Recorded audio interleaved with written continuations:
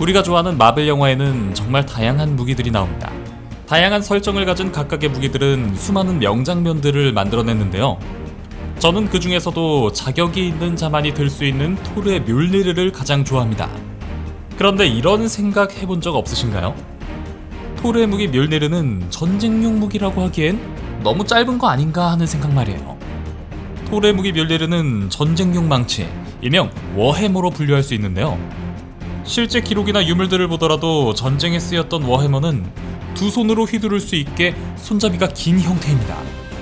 무거운 쇳덩이를 휘두르는데 당연히 두 손으로 휘둘러야 더 강하고 무엇보다 정확하게 타격할 수 있기 때문인데요. 지금에 와서는 이 짧은 손잡이가 전혀 이상하지 않지만 이렇게 워해머로서의 실전성이라든지 토르의 권위와 명성을 생각해봤을 때 그의 무기 묠리르가 유독 짧은 손잡이를 가지고 있는 건 좀처럼 납득이 되지 않습니다. 왜 토르의 상징과도 같은 무기 묠리르는 이렇게 짧은 손잡이를 가지고 있는 걸까요? 그 답은 바로 북유럽 신화에 나오는 모든 문제의 시작과 끝, 로키에게 있습니다. 다들 아시다시피 로키는 장난의 신입니다. 마블 작품에서뿐만이 아니라 북유럽 신화 원전에서도 로키는 수많은 사고들을 치는데요. 그 중에 하나가 바로 토르 아내 시프의 머리를 대머리로 만들어버린 장난이었죠. 사랑하는 아내를 대머리로 만든 것에 토르는 분노했고 다른 신들 역시 야 로키야 이번에는 너가 제대로 선을 넘었다 라는 반응을 보였는데요. 이에 로키는 살기 위해 자신이 엄청난 실력을 가진 난쟁이 장인들을 알고 있고 그들을 통해 토르의 아내 시프의 머리칼을 대신할 황금 가발을 만들어주겠다 약속합니다. 로키는 그대로 이발디의 아들들이라는 유명한 난쟁이들을 찾아가 토르의 아내 시프의 황금 머리칼을 만들어주면 토르신이 영원한 보호와 축복을 약속할 것이라는 사기를 쳐서 황금으로 만들어진 아름다운 가발에 서비스로 모든 신들과 전사들을 태울 수 있는 크기를 마음대로 조절할 수 있는 전함 스키드 블라니르, 그리고 훗날 오딘을 상징하는 궁극의 창 궁리르를 그들에게 만들게 하여 받아냅니다. 그냥 대충 시프의 가발이나 만들어서 수습하려 했던 로키는 뜻밖의 횡재의 신이나 빨리 이 엄청난 보물들을 얻어낸 자신의 꾀를 자랑하고 싶어 안달이 납니다.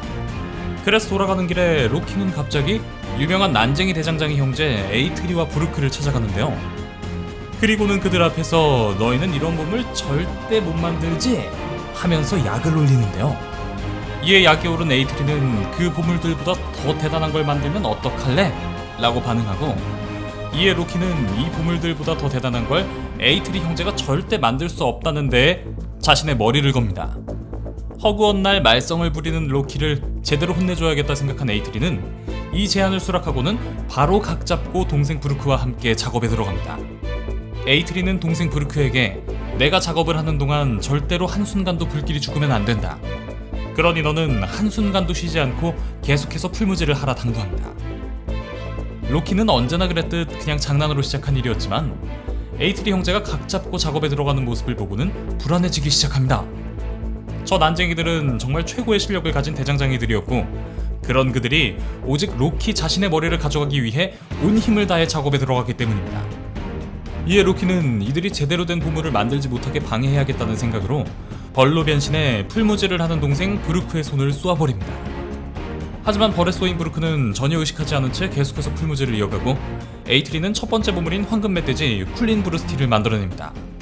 이는 땅이든 물속이든 하늘이든 상관없이 말보다 빠르게 달릴 수 있는 탈 것이었죠. 첫 판부터 엄청난 보물을 만들어낸 에이트리 형제들을 보고 더 마음이 급해진 로키는 다시 한번 풀무지를 하는 동생 브루크의 목덜미를 쏴버리는데 여전히 브루크는 이에 아랑곳하지 않고 풀무지를 계속 이어갑니다. 그렇게 해서 만들어진 두 번째 보물이 바로 9일마다 9개로 늘어나는 마법의 황금 팔찌 드라우프니르였죠. 세상에 혼자서 계속 늘어나는 황금 팔찌라니. 로키는 정말 이대로 가다간 자신의 머리를 이 난쟁이들에게 넘겨줄 수밖에 없을지 모른다 생각하여 어떻게든 마지막 보물을 만드는 것을 방해해야 한다는 생각에 이번에는 브루크의 눈꺼풀을 쏘아버립니다. 하지만 그럼에도 이 독종 난쟁이는 풀무지를 멈추지 않았는데 이때 눈에 흐르는 피를 닦기 위해 잠시 멈칫하였고 그 때문에 마지막 세 번째로 이 난쟁이 형제들이 만들던 전쟁용 망치의 손잡이가 아주 짧게 완성되었습니다. 그 망치의 이름은 묠리르로 박살내는 것이라는 의미 그대로 정말 모든 것을 부숴버릴 수 있는 힘을 가진 엄청난 무기였죠. 황금 멧돼지 쿨린 브루스티와 마법의 황금 팔찌 드라우프니르, 그리고 모든 것을 부술 수 있는 망치 묠리르까지. 패배를 인정할 수밖에 없었던 로키는 머리를 내놓으라는 난쟁이 에이트리에게 다시 한번 개수작을 부립니다. 내가 이 내기에서 지면 준다고 한 것은 머리이지 피는 아니다. 그러니 내 목을 떼어서 피를 흘리게 하여 가져가는 것은 절대 안 된다라는 궤변이었습니다. 이에 에이트리는 그럼 그 머리는 내가 맘대로 해도 되는 것 아니냐며 그 자리에서 로키의 다물 줄 모르는 그 입을 실로 꿰매버립니다. 이러한 로키의 삽질로 토르는 매우 짧은 손잡이를 가진 망치 뮬리르를 손에 넣게 됩니다. 마블 작품에서 토르가 드는 뮬리르의 손잡이가 짧은 것 역시 북유럽 신화 원전을 그대로 따랐기 때문이겠죠. 신화의 원전에는 오직 자격이 있는 자만이 뮬리르를 들 수 있다는 말은 따로 나오지 않습니다.